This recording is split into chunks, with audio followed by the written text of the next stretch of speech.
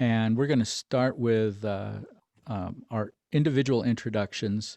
Okay. And so, my name is Lynn Baker. I am the co-creator of the PitchBop app, and am at the end of my 40th year of college music education, and happy to be talking to my longtime friend Richard Boukas about the importance of ear training. Hey, Richard. Hey, Lynn, how are you? I'm Richard Boukas. I'm based in New York, and I've been teaching at the New School Jazz and Contemporary Music program for 31 years. And Lynn and I have known each other since 1985. And he was very instrumental in arranging an NEA-funded tour for my trio. And from there, our relationship has been just about as multifaceted as one can imagine. Performing together, him having me out as a guest for a week at a time at Denver University. Most people know me, at least in the last few decades, for my specialization in Brazilian music. However, academically, aside from that, I've been involved with teaching ear training on the university level for over 35 years and come up with different kinds of methods, which I have found to be helpful to musicians, both inside an academic institution and just private students. Cool. Well, we look forward to getting into some of these things. We're going to do these discussions in kind of areas of concentration, and I'll introduce each one so that it'll be easier to edit. First, we're going to just start out with a general ear training discussion and try to answer, or at least address the question of why learning to listen is important, and what does it really mean to be able to hear. And we're going to address that initially on two different levels. One being the skills that need to be developed, and then the experience that develops within the individual after those skills are obtained.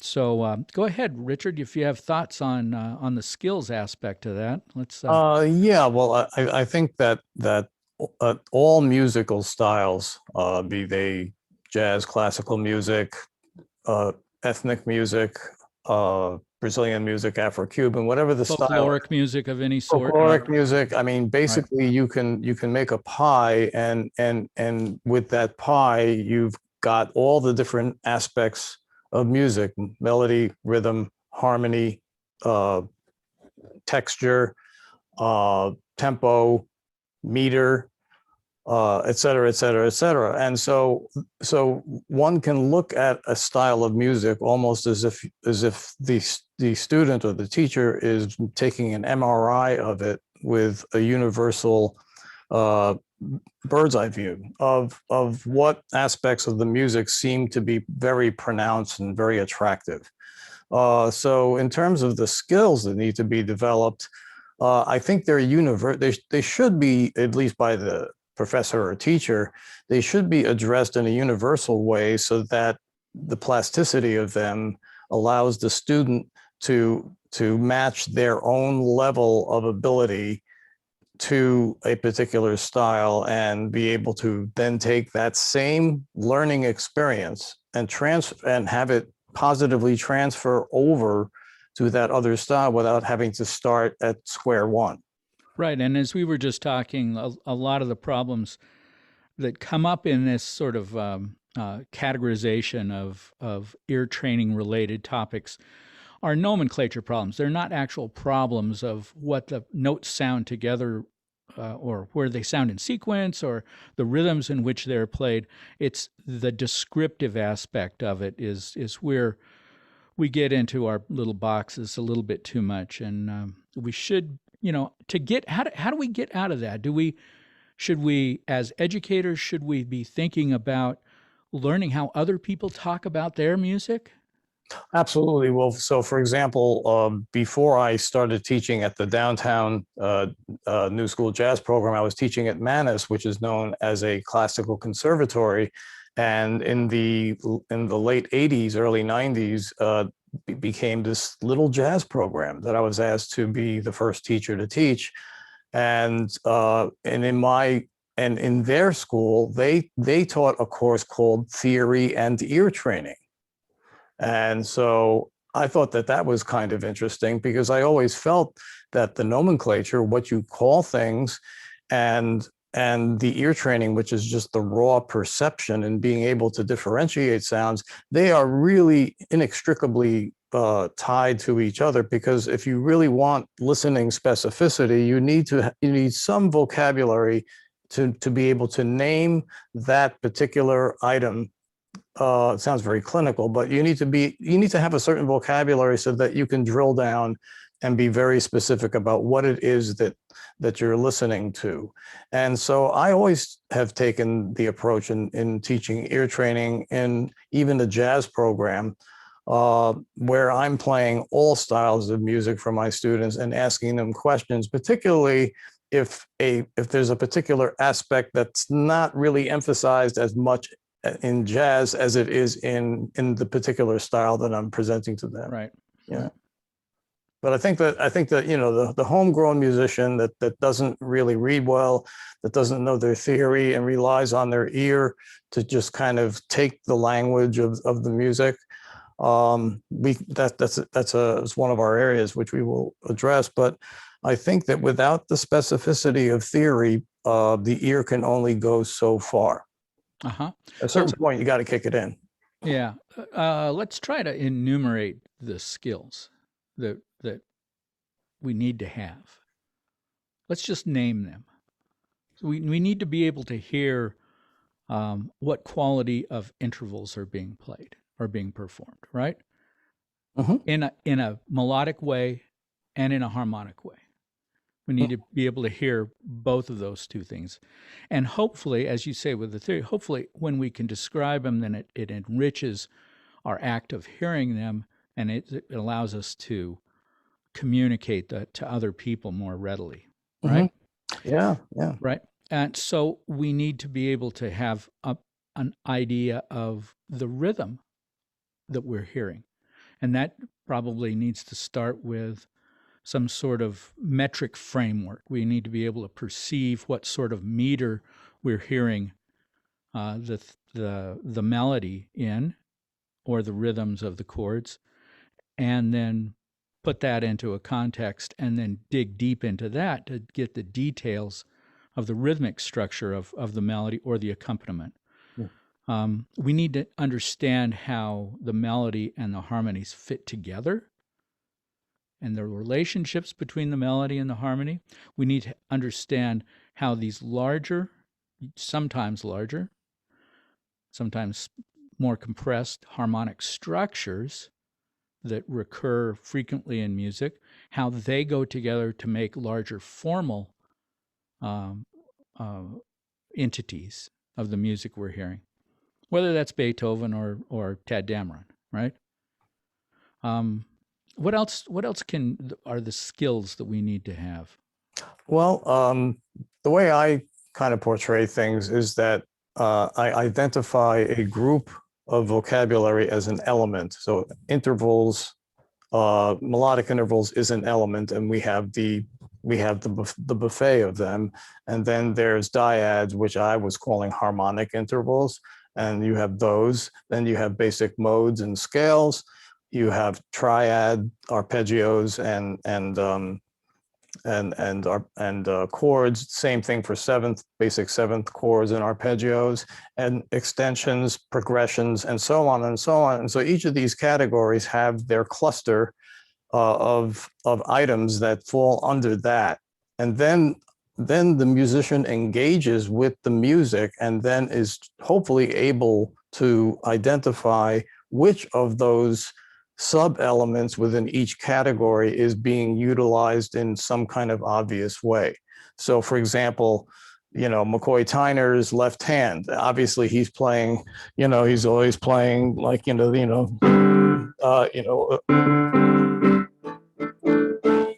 always playing fourth chordal harmony, which, frankly, I think he got from Bartók, if you ask me. Bartók got it from Hungarian folk music. So there you go. Nothing's original under the sun. But anyway, so what I try and envisage is that you have these elements out there in the universe, and the clusters tend to kind of cling together. And then you've got the music, which engages those clusters. And then there's the musician. Now, what is the musician doing? Are they listening in a way which I would call constructively? In other words, are they listening for a specific thing? Are they playing? Are they playing with other people, which means that what they're playing has to incorporate an interaction with the other musicians, which means that without them being able to understand what's going on around them with the other musicians, let's say in a small jazz combo situation, you really can't interact with musicians. You're just going to play your stuff, and you're going to sound like you're in another room. Are you playing something back directly on your instrument, which I would call reflex duplication? Are you singing it back? That's a skill. Are you transcribing it to notation? Are you naming it theoretically by saying, well, Coltrane's using pentatonic fragments transposed by minor thirds going ascending? So the skills are the activities, and the elements are basically there for use, and certain styles of music will lean more heavily on one type of element. So, for example, modal counterpoint from the 14th century through, let's say, Monteverdi. They don't use Lydian modes very much. They don't use Locrian modes very much. They're not going to use an altered scale, whereas Chopin will. So the thing is, if you're an early music person, and you've only been exposed to the basic modes that, for example, that Gregorian chant would use, then when you go to jazz, yes, there are scales and modes and stepwise collections which repeat at the octave, but the coloration and the use of them is completely different. Right. So that's kind of how I try to see, like, what's the activity engagement of the musician, and then what types of sub skills are involved in that activity. Right. Let's move on to the next one, because we could spend probably 2 hours right there on just talking about what the skills are. Yeah. The next idea is what experience develops from having those skills, because that's kind of the goal. Is enriching this musical experience is the goal of having the skills. It's not, although it can be fun and rewarding to increase your skills, all these skills that we've been talking about. The goal is to then turn them into an enriched musical experience, right? So what is the experience that develops when those skills are obtained? I think that the musician will feel as much of a complete musician whether they have their primary instrument in their hands or not. In other words, if they're listening to a Brahms symphony and they're saying, oh man, those inversions and the hemiola, man, it's so great, it's so cool, man, like check it out, check out the viola line that's going here and there, and oh wow, okay, this got to be the development section because he's chopping his motives up, and by the time you get to the end of the movement, it's like you've had this incredible meal, and right. So being able to like go under the hood of a composer's toolkit and identify the tactics and the not licks, but the approaches to, like you mentioned, long forms.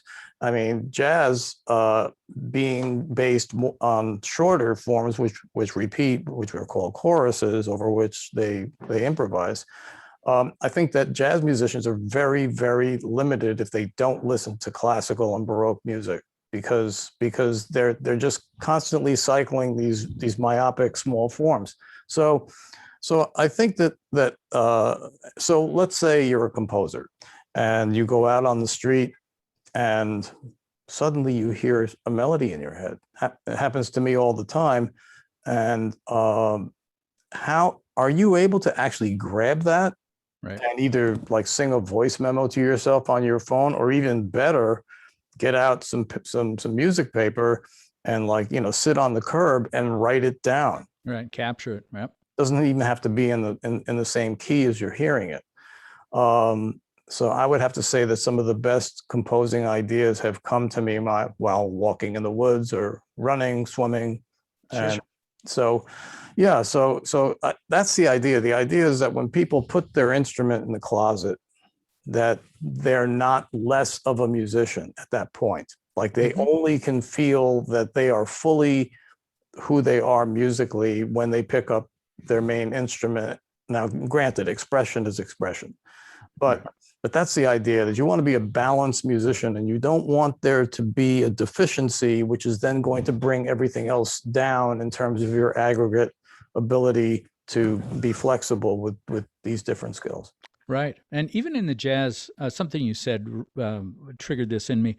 Even in the jazz context, if jazz musicians, contemporary jazz musicians now, don't have a classical or even some folkloric listening experience, they're really not going to be able to engage very thoroughly with jazz that was written after bebop, because jazz itself has incorporated all these other long forms, experimental music, symphonic forms, all these other things that you can get from the source when you listen to flamenco and when you listen to Brahms symphony, all that sort of stuff. So, you're even, as a jazz musician, you're even cutting yourself off from your own stuff when you refuse to listen to a broader range of music. It's almost like your specialization is by default of what you have not checked out. And actually, that could be said of an improviser. Sure. An improviser that only checks out certain players on their instrument within a certain era. Right. And, Exactly. their vocabulary is kind of frozen between like 1953 and 1962. Or you're frozen at Peter Brotzman, for that matter. I mean, So, if you don't, right? then a teacher, who grew up idolizing a certain era of musicians that motivated them to become jazz musicians, they cease to listen to music past the point where the artists are now younger than them, and there's this feeling of like, well, I don't need to listen to them because really, Herbie and all those guys, like they kind of they did it, and They already did it, right? no one's going to do it any better. And I'm sure every generation of jazz musician that looks on the previous half or full generation has that same attitude, that I don't really need to listen to what's going on now because it's always going to be derivative of such and such. No, let's hope not every one of us do that. No, but so as a result, when you then take that jazz musician who happens to be an educator and you put them in a classroom, what kind of music are they going to be playing for their students to try and understand? Yeah. And what kind of methods will result because of the emphasis of certain vocabulary in that era that they were just so enamored with? Right. So we've done and wandered into the next topic already. Oh, great. Which is the educational, to the question of, is the educational system giving the student as much attention in regards to ear training as it should, and what are the methods being used to develop the student's ears, or what are the methods that should be used to develop the student's ears? And I think we can kind of summarize this general ear training discussion up by just maybe having you wrap up with that question with essentially what we've already talked about. Mm-hmm. So you want to go ahead and kind of put a bow on this thing? Why don't you kind of give a little bit of focus to that, and then I can hop on. All right. So what I'm seeing in regards to what our educational system is doing is we're still too siloed. We're still way too siloed, and we don't reach across these barriers. We don't listen to our colleagues' music. We don't listen to how they describe things. We don't. We have too many of these categories up. In my experience, during my 40 years, this has gotten a lot better. There are many more of us who are reaching across, but there's still a lot of this ivory towerism in the educational world that kind of enforces the silo. Enforces the silo, and we need to be moving even more aggressively outside of that. So is your metaphor the silo like a specific style of music? Is that kind of like so like a jazz program, or a jazz program, or classical music program, early music program, whatever. Right? Exactly right. Yeah, I think that I think it's going to be all over the map. I think that a place like DU is at Denver University, where you've taught for so many years.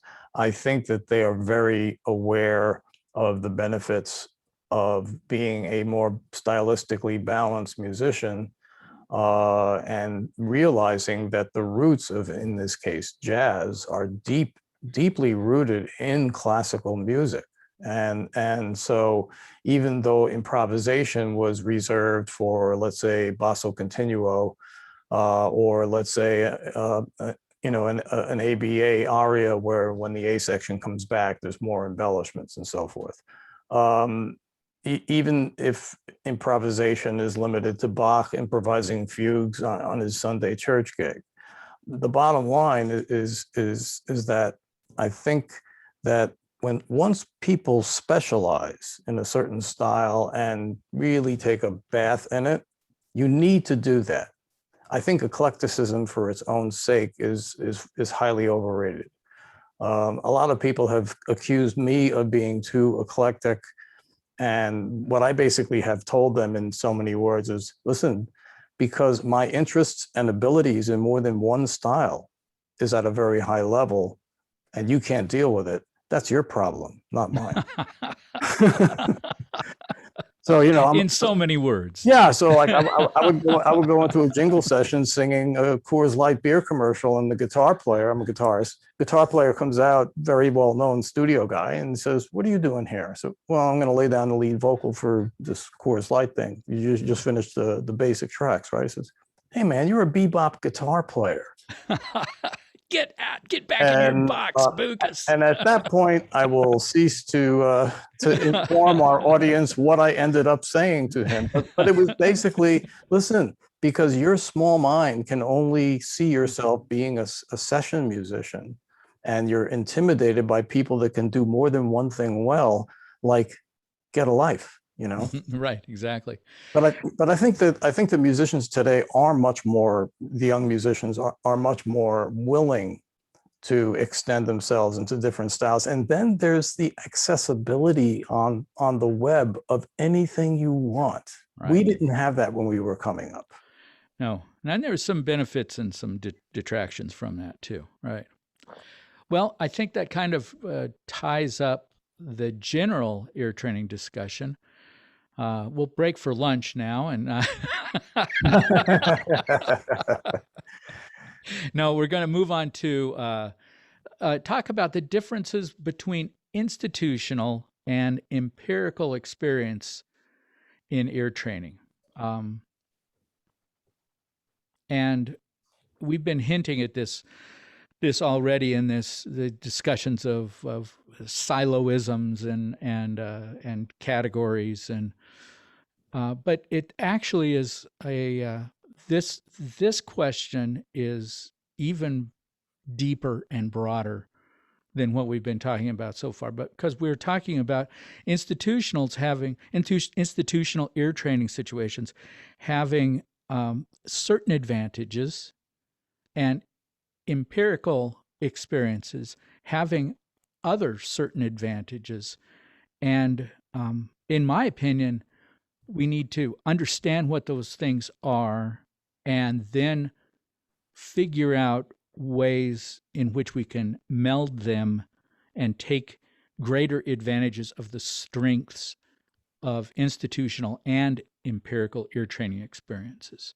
Yeah, yeah. Well, the best way to do that, and this is something that you've done so well with your combos program, with your small combos program, is that you include listening away from your instrument and say, okay, now let's listen to Miles' Kind of Blue, and we're going to be doing, so what? So let's listen to what they did, and let's talk about it, and then that way there's a really robust listening component that informs the musician how to use the vocabulary. And then there's the theory part, which is like, hey guys, here's the Dorian scale. It's a good place to start. It's not the only show in town, but you can get a lot of mileage out of it and listen to how, Miles does it, or Bill Evans, or right. Yeah. Mm-hmm.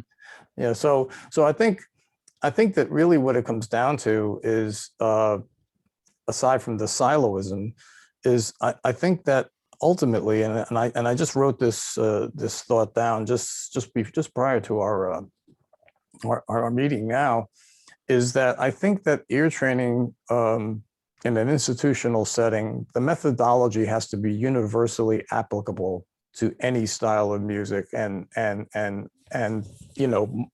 the morphology of it can be changed without fundamentally changing the ethos of where the instructor is coming from. Very often what happens, just like you are what you like, you play what you listen to. Right. It's the same thing with teaching. If you teach a certain way, and okay, got that course, got my handouts, fine. By omission, there are things that teacher is not teaching their students, and that is called teaching style.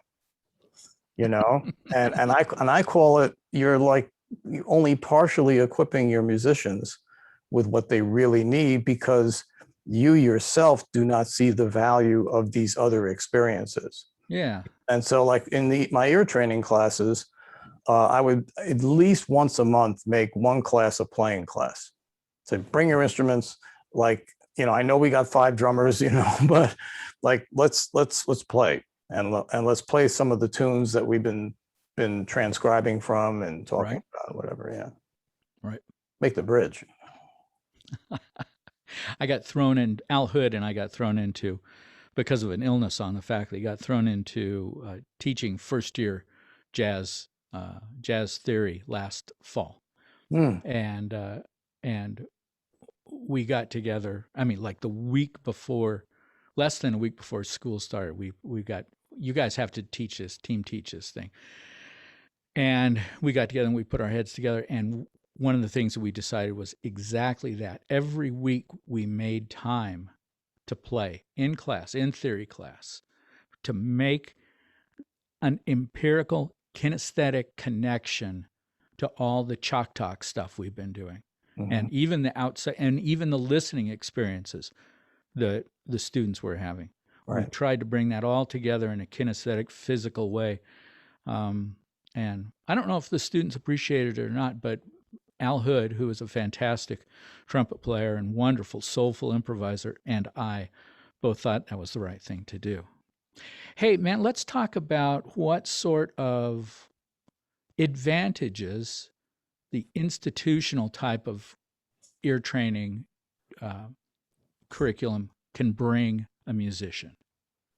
And then let's contrast that with what sort of advantages the empirical okay. Well, I think that provided that the methodology and the execution of it to its ultimate objective and achieving the goal, provided that it's well constructed, what it does is it helps put the student on a clearer path. This is the institutional part. Yeah, right? It helps them organize in their brains, almost the way they would be like organizing, trigonometry equations and things like that. It's that part. I forget, is it right brain, which is the creative side? Yeah. Anyway, so the more left brain intellectualization, language acquisition, analytical mind, that whole part of the brain.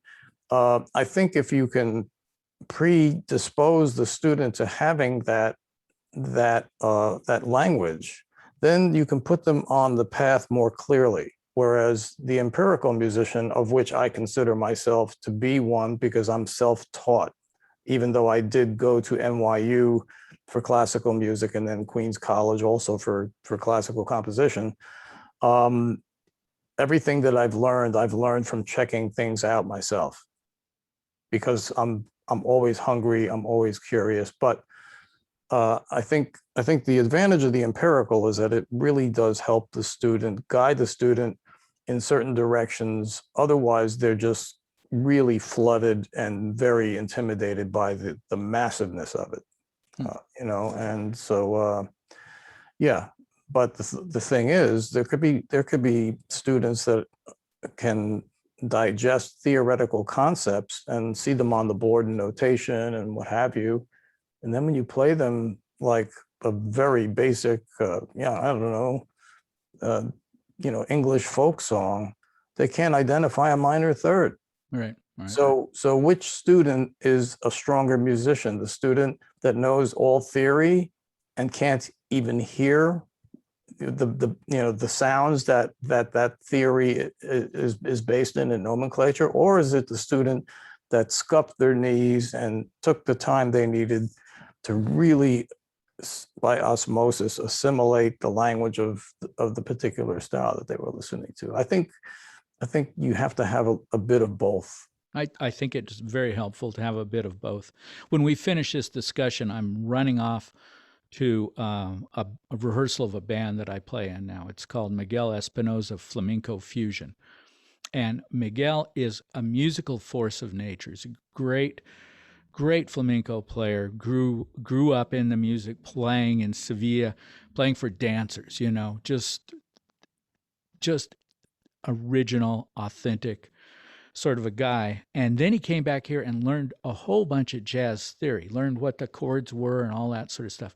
But he still doesn't read or write a lick of music. So he got kind of in the crack there of what you're talking about. He can describe things in a halting way, but he can play the heck out of them.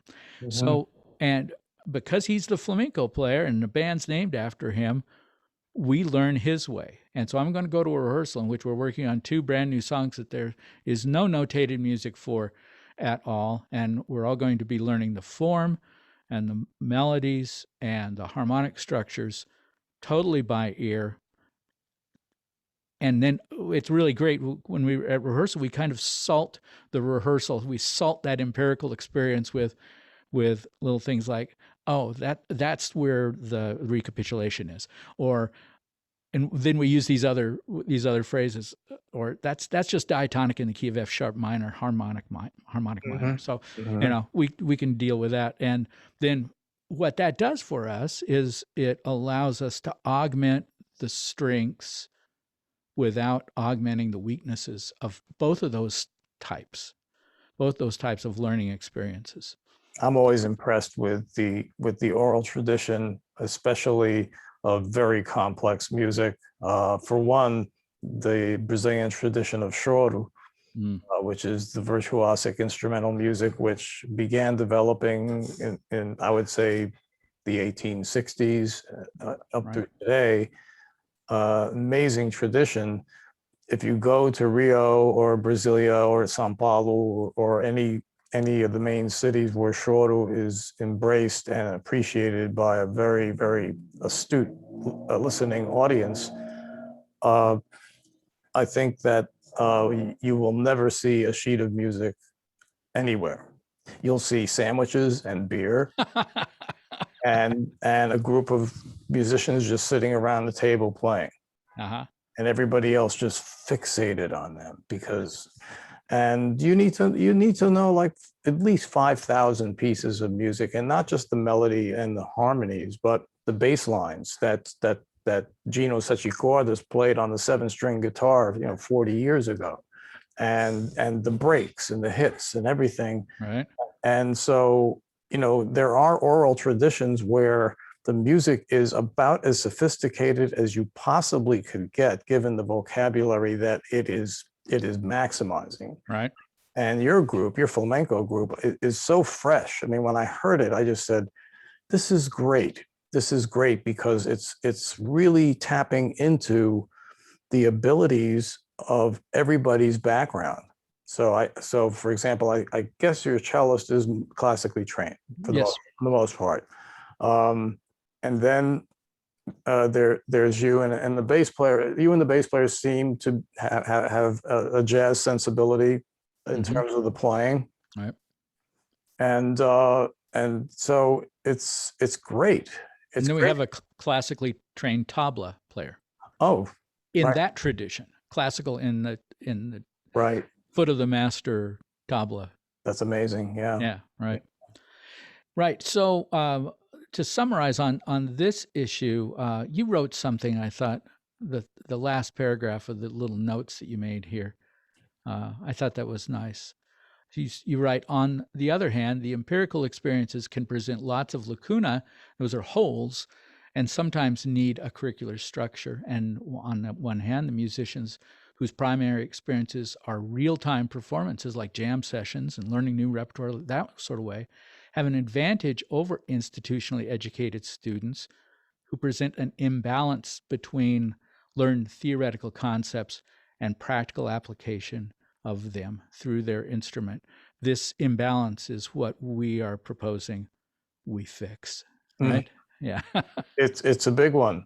It's a big one. And I mean, if you look at the musician homeopathically in terms of balance of the different systems of the body and nurturing those which are weak or in need of repair, I try and look at a student homeopathically in terms of where their strengths are, where their weaknesses are, and then how to address those weaknesses so that the sum aggregate of their musical abilities can really flourish. Because if you're really strong, let's say you've got great chops, but you don't do enough listening, so your vocabulary and what you're doing is in this, like you would say, this very siloed kind of place, and you're not even listening to the players that you're playing with that are human beings standing 2 feet away from you.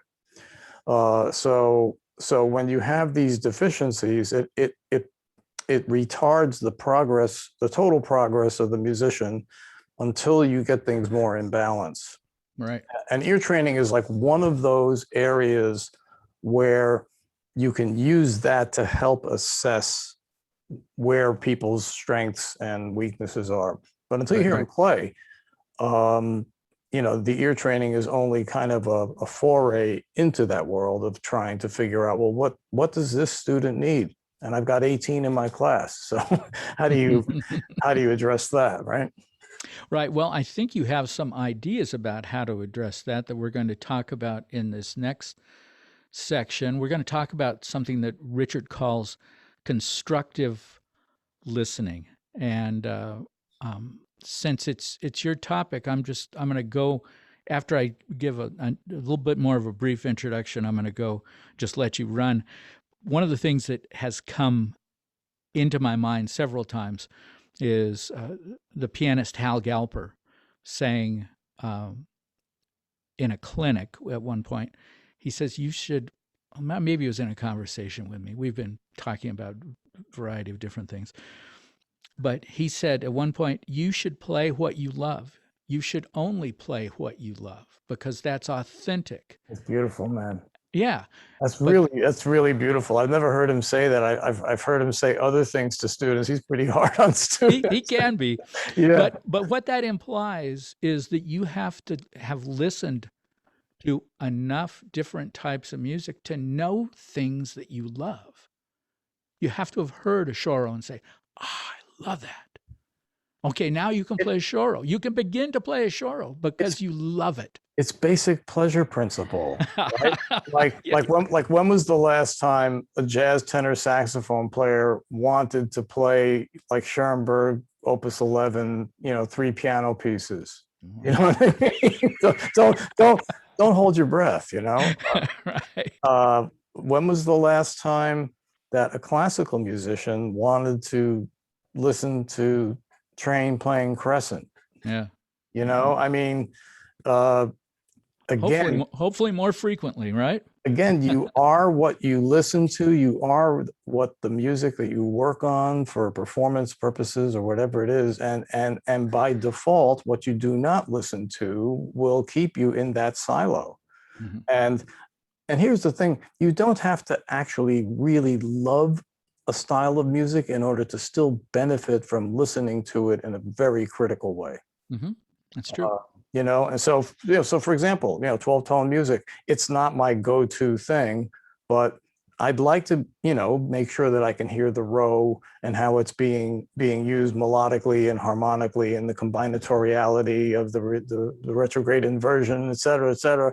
I used to like really get into that stuff, just as like a mechanical thing under the hood to be able to do like pitch collections and stuff. So I think that, and it's the same thing, for example, let's say with Bulgarian, or I'm of Greek descent. So if you listen to Balkan music, Macedonian, Croatian, Bulgarian, and you've got meters that are like 22/16. Mm-hmm. If all you've been doing is ding, ding, a ding, ding, a ding, or if all you've been doing is playing in 4/4 your whole life, or an occasional waltz, I mean, how do you function in an odd meter situation? Right. Yeah. So, I mean, do you want me to go ahead with my? Yeah, please go into the constructive listening idea. The idea of constructive listening. I mean, okay, so we can listen to a piece of music just for pure pleasure, pure pleasure principle. Like it just feels good, Right.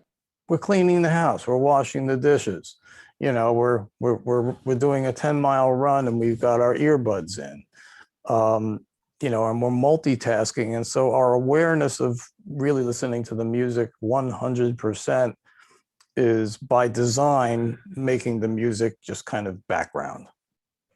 But if you want to listen to a piece of music with a mission in mind, a very specific mission, and learn from that, whether it's instrument specific or whether it's more of a theoretical concept like that relates to certain improvisational choices. For example, if you're a jazz bass player and you feel like you're playing roots and you're walking 4, and you feel like you're playing too many roots on the downbeat, listen for bass players like Paul Chambers and Eddie Gomez, and listen for those bass players that almost avoid the root on the downbeat when they're walking, and learn that vocabulary and transcribe that stuff and recognize, even as a digital 1-0, okay, how many percent, what's the percentage of times that this bass player is playing the root of the harmony on the downbeat?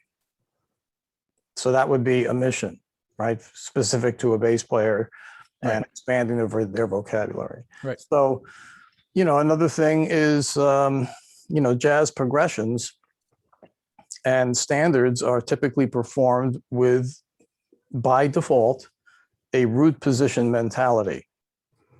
Therefore, if you have not listened to particularly Baroque music, and listened to a lot of Bach, and realize that 70% of the harmonies do not have the root in the bass. They are inverted harmonies.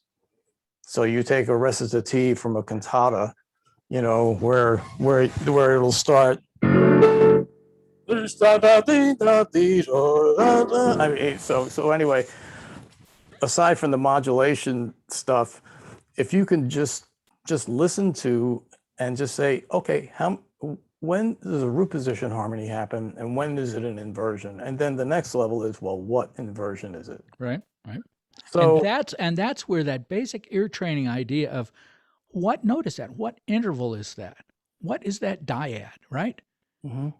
You have to be able to get back to that. It has what you're talking about now has to arise from those foundational skills that we talked about an hour ago, right? Sorry, I Yeah. didn't mean to interrupt, but it's Oh no, just that's fine. And one of the things that's fun to do is to remix the music you're listening to as you're listening to it, so that you have a mixing board in your head.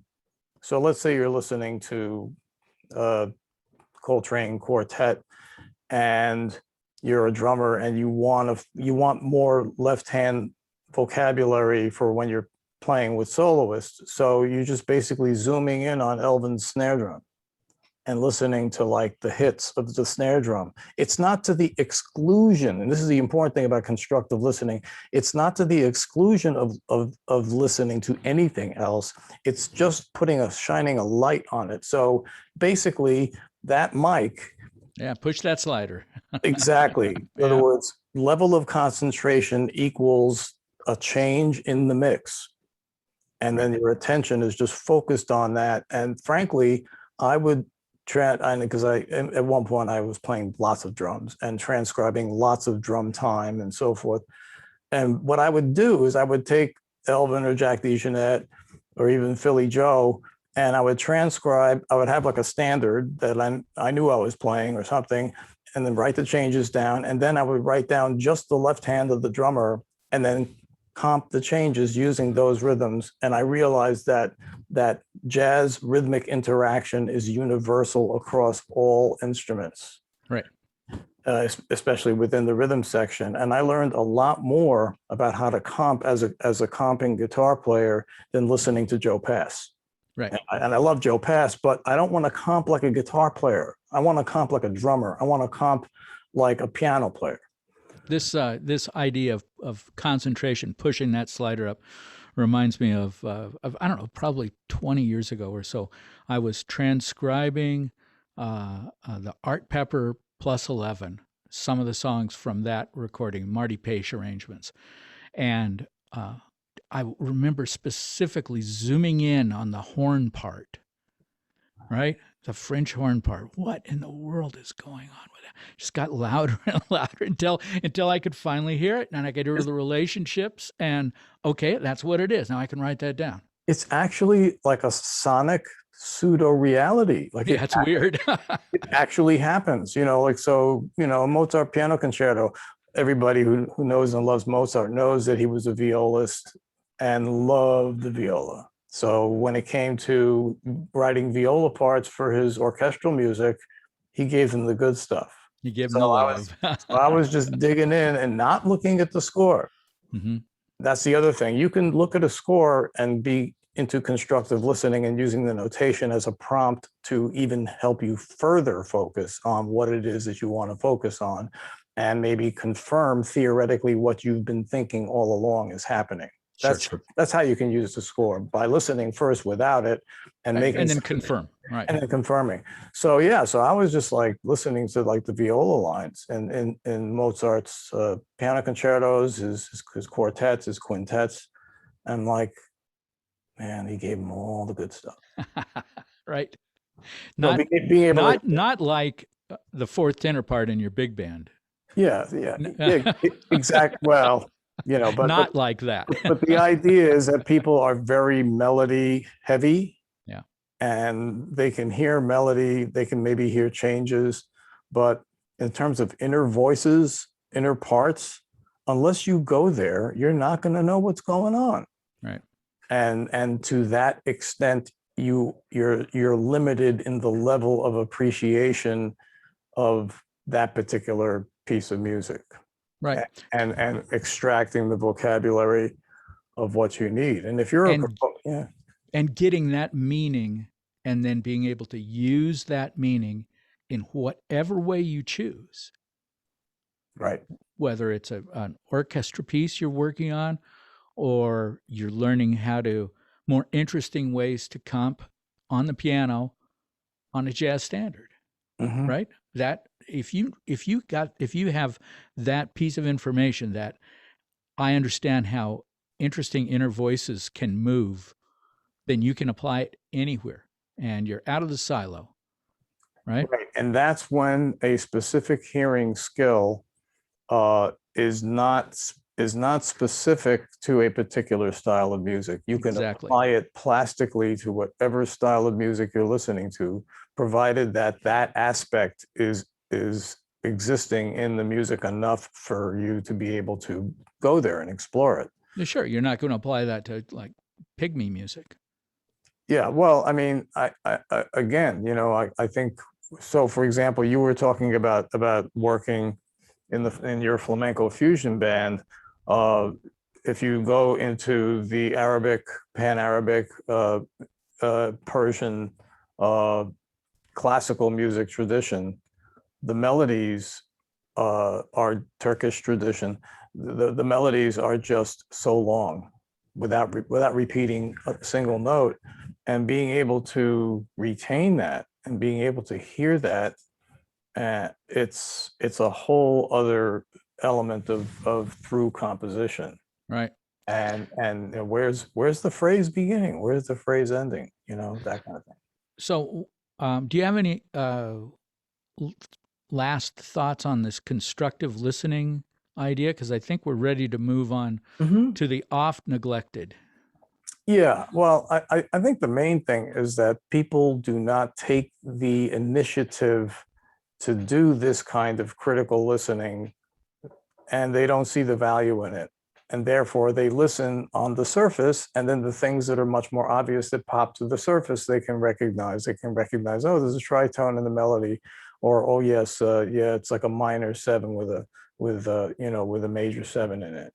But going deeper, or trying to find out a certain element of the vocabulary, the harmonic progressions. I mean, if you don't go deeper, then you're not going to be a deep musician. Mm-hmm. You're going to just always exist on the surface, not challenging yourself, not taking chances with your ears and being disappointed, because you got to stay hungry and want to know more. And if you don't have that fire in the belly, I don't care how many classes you take and how much your parents are paying for it, you're not going to exit that program any better a musician than you went in, because you're expecting the teacher to give it to you. Or if you're self-taught, if you're empirically taught, and you don't have that inner thirst, you're just going to be that little section of music that you loved at one point, right? Mm-hmm. Yeah. All right. Well, let's conclude that, and let's talk about rhythmic ear training. Great. Because this is something that a good deal of the music made on the planet is focused in rhythm, and because of our educational the traditions of our educational experience, how it was built, where it came from, what sort of classist roots it has, what sort of industrial forms it has taken and continues to take. Rhythmic training has been suppressed for the sake of harmonic training. I think that's a really, I mean, within institutional learning. Within institutional Yeah, learning like I was saying, everybody's very melody driven, like the obvious first. Let's just get good at the obvious stuff. And then when it comes to something like the infrastructure that's holding everything together, yeah, rhythm, yeah, it's interesting, but right. Well, it's because you can take harmonic and even melodic, some aspects of melodic ear training, and you can take it out of time. You can slice it vertically, and you can just look at that slice. Right? What is happening in that slice? Right. When the reality is that slice is the result of many different melodies happening at the same time within time. Mm-hmm. Right? Oh. So the real easy thing to do is just to take that core sample and say, oh, Neapolitan sixth, move on, right? Right, exactly. And the other thing is that like, and this is very important for jazz improvisers, or if you've got like eighth note itis and you're trying to break out of just blowing bebop eighth notes and feeling like you've got like a, like you're bound in ropes, then unless you listen to players who develop their ideas using core rhythmic values, like Sonny Rollins, for example. Ooh. Listen to those trio sessions with Elvin Jones and Wilbur Ware, and just listen to the rhythmic structure of what he's doing versus what Elvin's doing, and transcribe that, and realize that when you peel the rhythmic layer off of an improvised line or a composed line, you have essentially a rhythmic MRI of what's driving that melody and what makes it able to continue. It's the rhythmic pulse. And this is another concept which has somewhat to do with your training, the idea of perpetual development, which ethnomusicologists call Fortbildung.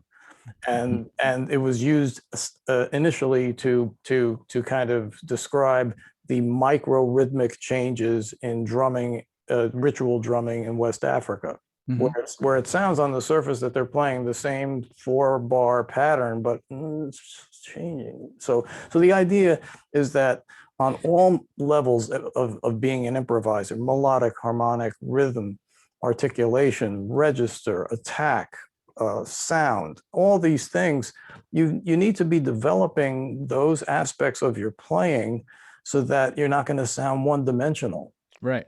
And if you're into, this is where these silos start coming apart again for me. I just get these flashes like that. You're talking about the West African drumming thing and the micro changes that are happening. And maybe you're talking to a young person and say, why should I need to know that?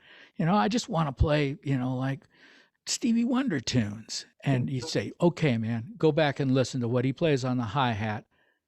Just the introduction of Superstitious. I was just going to say, exactly. just listen to that. Then you understand why. Are those really eighth notes? Yeah, right. Really all equal eighth notes? And they're not the same rhythms, but they all the same groove, right? Yeah. And so the importance of rhythm, the prioritization of rhythm in jazz is I think one of its core attractions to players. I think so. Yeah. And to audiences. Right. Because the thing is, like, players who are more gesture driven, like Miles, he could basically play, and that gets people's attention. And it's not like some Slonimsky hexachordal construction. Right. He's just saying, yo, man, listen to this. Boom. And he just blows a note and gets your attention. It's like that. Trumpet is a very gesture-driven instrument, can be, because of the nature of the instrument. And so I think that the prioritization of rhythm as being the driver of melodic invention, that's underpinning it. Not to mention taking your rhythm section and digesting what they're giving you in terms of support and interaction, and incorporating that rhythmic aspect into your playing, then suddenly it's no longer this bifurcated thing of like, I'm the soloist, I'm so stressed, and my rhythm section, this black and white, like soloist rhythm section, and this borderline, and so it's more like, hey, we're playing together. Right. It's not like it. Yeah. Can you talk about what you think some of the rhythmic ear training skills students, whether institutional or empirical, should try to acquire to help with these higher level understandings that we've been talking about here? Well, I think if, again, it comes to that constructive listening, part of it comes to that constructive listening model where you're listening with a mission. You're listening with a specific goal in mind in order to become more aware, more keenly aware of a certain aspect of the music, which the vocabulary of which you will then automatically absorb and become a much more flexible, much more stylistically wide musician. So, for example, just listening to the interaction between a soloist and the rhythm section, just listening to a jazz recording with just that in mind, like not even thinking so much about the notes and the scales that are you know, and arpeggios that are kind of incorporated into it, but just listening to the talking, the conversation between the soloist and the rhythm section, and how much is it happening. Now, there are certain jazz players who I love and respect, you know, and that were mentors to me, who don't prioritize rhythm in their soloing, and they're just cranking out the eighth notes, and it's encyclopedic, and it's brilliant, and but the thing is, from a soloistic point of view, that artist, it won't matter what rhythm section they hire, they're going to sound the same. Yeah, right. When I would play a trio gig, and if John Riley couldn't make it, and I got a different drummer like Bill Stewart or somebody like that, it changed the complete sound. Sure. Yeah, you play different, right? Changes everything. You play different, and you're if you're listening. So yeah, so I think that, you know, specific to jazz and the interactive aspect, I think that you know, learning the language of rhythmic interaction and then being able to incorporate that as part of your linear invention. Right. I think that's something that players really they don't see the universality of rhythmic vocabulary within a small group. All right. Now, jazz is at its core a polyrhythmic music because of the cultures from which it came, and their musics were polyrhythmic. It's important to be able to understand what those relationships are, but it's also important to be able to understand what those relationships are in other types of music. Just because they're core to jazz doesn't mean that they don't exist in other places. Now, we already dropped Stevie Wonder as an example of rhythmic complexity and the use of polyrhythms, right? Because those divisions that he's making are not equal. They're not always twos. They're not always threes. They're never always the same. They're in the cracks, and notation, musical notation, is a limited form of trying to document visually what's going on in the music sonically, and Absolutely. it has its limitations. Yeah, right. So, I mean, but these things exist in all sorts of types of music. As you noted, they exist in Brahms. As I noted, they exist in a more formal dance-oriented way in the music of Haydn. I think it was Wayne Wallace that said, no, it was the drummer for James Brown. I can't remember the cat's name, but he says funk music is music that makes your head want to go one way and your butt the other. And well, I mean, the same thing could be said of samba and bayan and goku and maracatu. I mean, right. When you see people dancing, you know, the real folkloric stuff, like 5, 6, 7 parts of their bodies are going in different directions at different speeds, and it's because of their cultural immersion. It's who they are, right? You know, and those things are evidenced in the music in polyrhythms. Absolutely. Oh yeah. I mean, you know, if we want to go into Afro-Cuban and Brazilian music, you know, which I've had a lot of experience playing, more Brazilian than Afro-Cuban in more recent years. You really have to understand that the vocabulary of what a pianist or a guitarist is doing when they're comping is they're imitating a specific percussion instrument or an amalgam of a specific percussion instrument. Sure. And that's how I get my vocabulary. Just like I was transcribing Elvin's left hand to get some comping ideas, Right. I would transcribe the zabumba drum in Bayan. The zabumba drum is so it's a two-handed drum. And I essentially said, well, you know, the open tone, the big tone played by the mallet, that's your thumb. And then the bacalhau, which is like kind of rapping sound on the underside of the rim, that is the comping rhythm that you're going to put into your fingers. Mm-hmm. And then I would basically create comping patterns that were derived precisely from what the zabumba player was playing, as opposed to looking in a book and saying, oh, this is a nice pattern for bayan. So you go to the source, you go to the rhythmic source. And in the case of Afro-Cuban and Brazilian music, again, the universality of rhythm existing in all its primary aspects, melodic, harmonic, textural, everything. It's like once you realize that the rhythmic language is just absolutely, you know, universal within the music.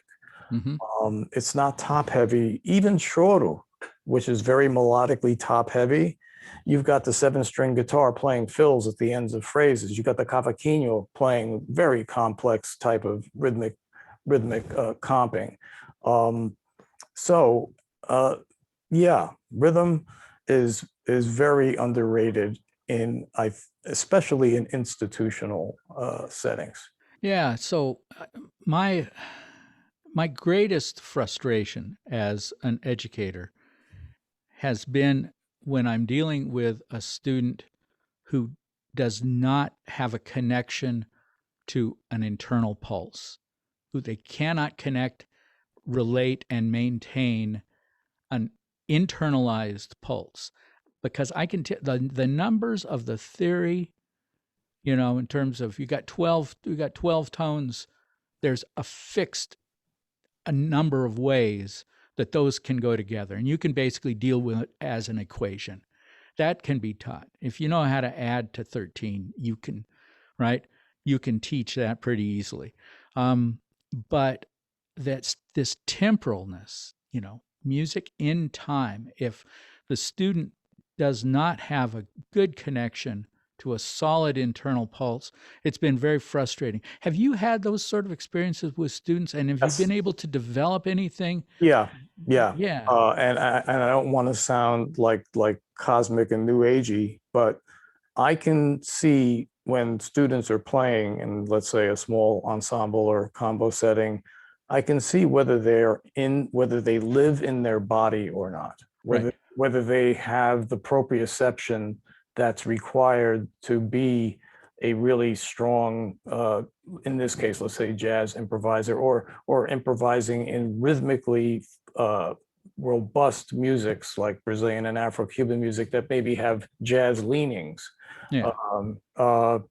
And those students who are not in their bodies when they exist without their instruments, they are going to have a really tough time developing that sense of internal pulse. However, by contrast, I can have a musician that obviously just from looking at them, I can see that they were either on the high school football team or they were a gymnast at some point, and they were athletically really involved in a discipline for a long time, and they live in their body. And so when they pick up their instrument and they play, there is no duality between, okay, it's me and my instrument, and hopefully everything's going to turn out all right. It's just like you are one with it.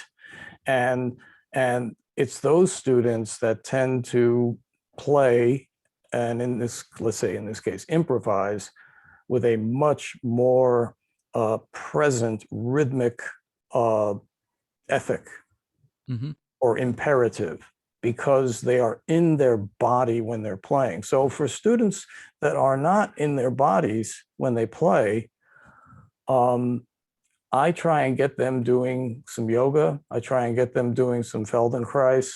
I try saying, hey, meet me on the trails next Wednesday and let's run a mile.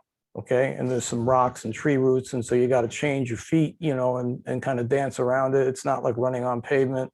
It's like blowing. It's like improvising, man. You're improvising on the trail with your feet.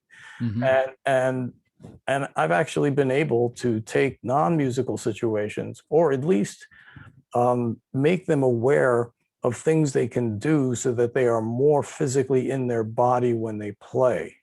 So that they are expressing their essence as a being, their spiritual energy through the instrument. And it's not like I'm engaging my instrument, I'm here, it's here, and hopefully the vocabulary I've been practicing will come out okay.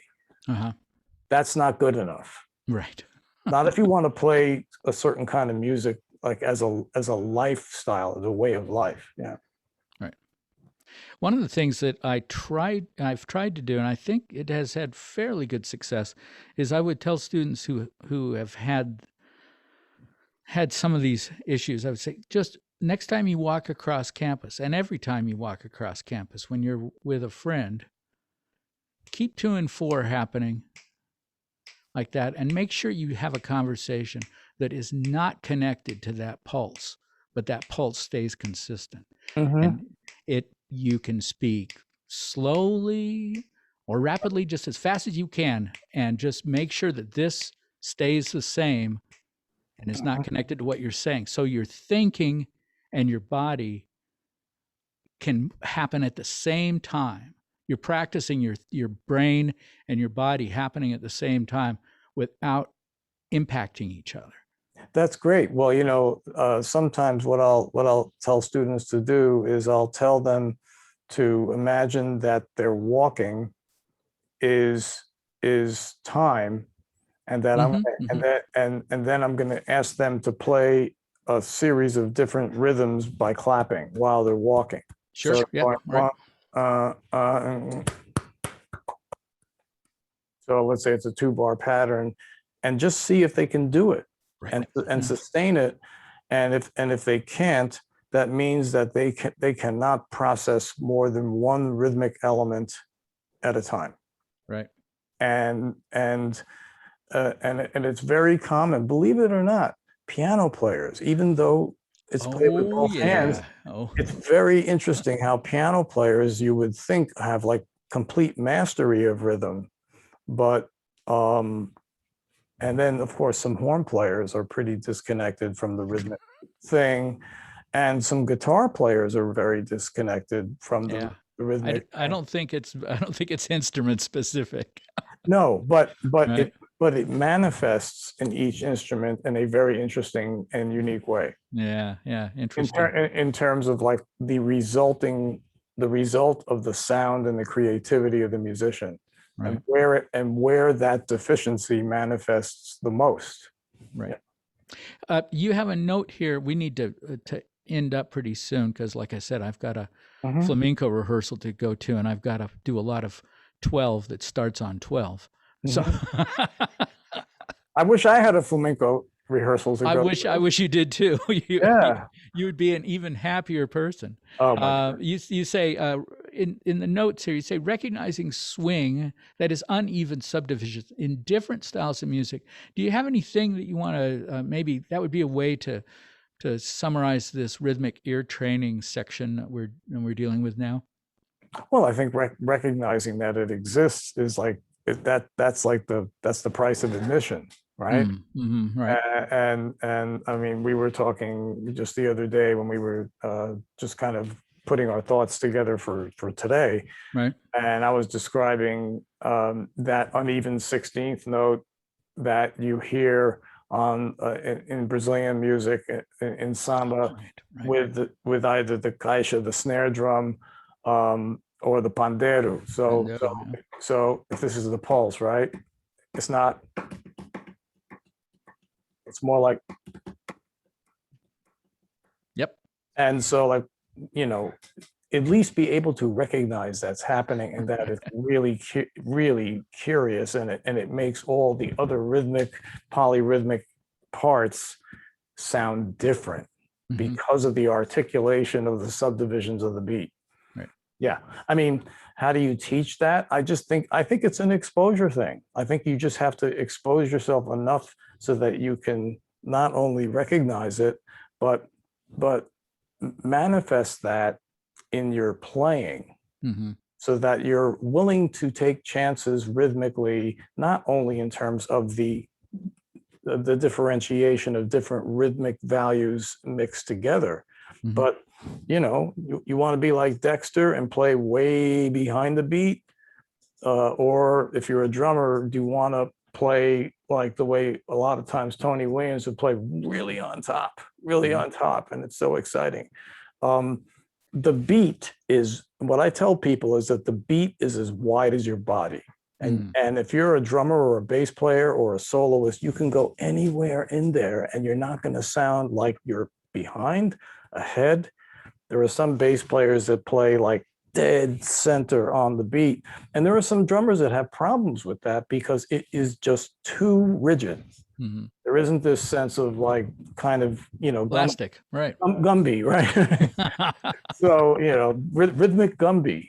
So I think that that's kind of an oral tradition osmosis thing. You could, I mean, look, I'm sure I've got numerous colleagues, and you have numerous colleagues that are ethnomusicologists who probably did their dissertation on this kind of stuff. And you can get super clinical with it, and it's great. But the bottom line is you can notate things with like, 64th note triplets, but like, what does it all mean?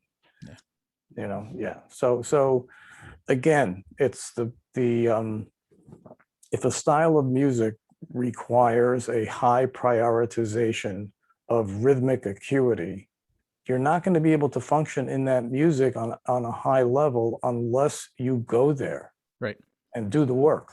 And in some cases, the work is not only listening, but singing the rhythms, playing them, playing polyrhythms within your body, even just taking a basic drum book and just being able to have 4 things going on at the same time. It frees the body up.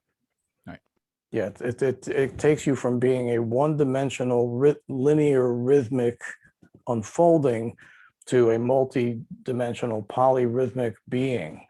Didn't Dizzy say something about music of the head and music of the rest of the body?